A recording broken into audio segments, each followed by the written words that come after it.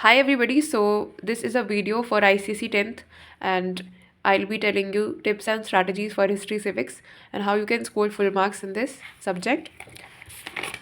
You very well know about the marking scheme and the distribution. See, you have to stick to the syllabus. Do not attempt anything extra that's not required at all. See, you can analyze from the previous year questions. Union legislature, union executive, and judiciary, the choice is given, like attempt any two. But you can attempt all of them after you have completed your paper. Attempting extra is always a bonus because they'll be considering the answers in which you have scored the most. Okay. So, for example, your chapter starts with the union parliament. See, uh, a federation with a strong central government, this is not required, this is cut in this portion, and a lot of other things are cut. You can also check the PYQs, see oath or affirmations. When these things are not provided in the syllabus, then why are you wasting time? You can do it afterwards for your knowledge. Before moving on, I would like to tell you about the ebooks that I have launched for ICSE 10th, and these are chemistry full syllabus reactions, then physics most important questions, and other such ebooks like English language full syllabus. You can check them out from the link in the description box, and this is in accordance to the syllabus of ICSE and IC board. But you have to figure out the important things like universal adult franchise, and then what is quorum. These can be asked in one word as well as the definition, and you have to be very precise about the keywords. For example, the keyword here is minimum number of members. So when your examiner is checking the answer sheet, he or she should check this minimum number. In case it's written, then you will be scoring full marks in that part. So you can underline the keywords. Do not waste your time highlighting them, only underline. See, all this is not in your syllabus. And yes, short answer questions. Please practice all of them because questions are directly framed in your board examination from these. And if you feel that you do not want to practice them, then you can go for 10 years and even 15 years. For example, this question, if it is asked, describe the position and powers of the President of India. And this is for like 4 marks. Or they may ask you, describe the executive power. And it is of 4 marks. Then you will have to write any 4 points, not more than that.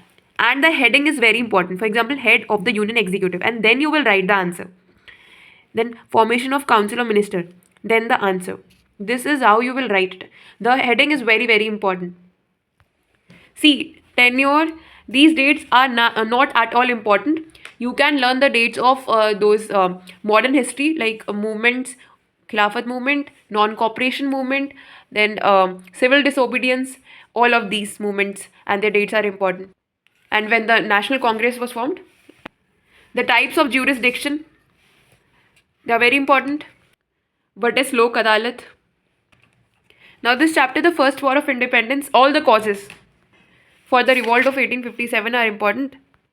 And you can also learn the pictures, for example, the famous personalities like Rani Lakshmi Bai, because they may ask you this in picture study, right? Causes and results were in syllabus mainly, so you'll have to focus on this. Then the different socio-religious movements, I feel that you have to cover all of them, like Raja Ram Mohan Roy, Jyotiba Phule. And please refer to the pictures also. Okay? Who was the founding father of Indian National Congress? And they may ask you like who has written this newspaper or this, who has introduced the Vernacular Press Act, Arms Act, who has started Doctrine of Lapse. Why is Gopal Krishna Gokhale considered as the political guru of Gandhi? Difference between early nationalist and assertive nationalist. This is asked every time, like most of the time. Then please look at Lal Bal Pal trio. Then this partition of Bengal and anti-partition movement. And short questions on what is August Declaration or something like that. The most important chapter, national movement that has non-cooperation, civil disobedience. So please do it thoroughly. Causes of the non-cooperation movement. Again, a very, very important question that can be asked. Then Jallianwala Bagh tragedy. Khilafat movement. What was the cause? You know about this. The meaning and objectives of non-cooperation movement. As I've told you, please cover this chapter thoroughly.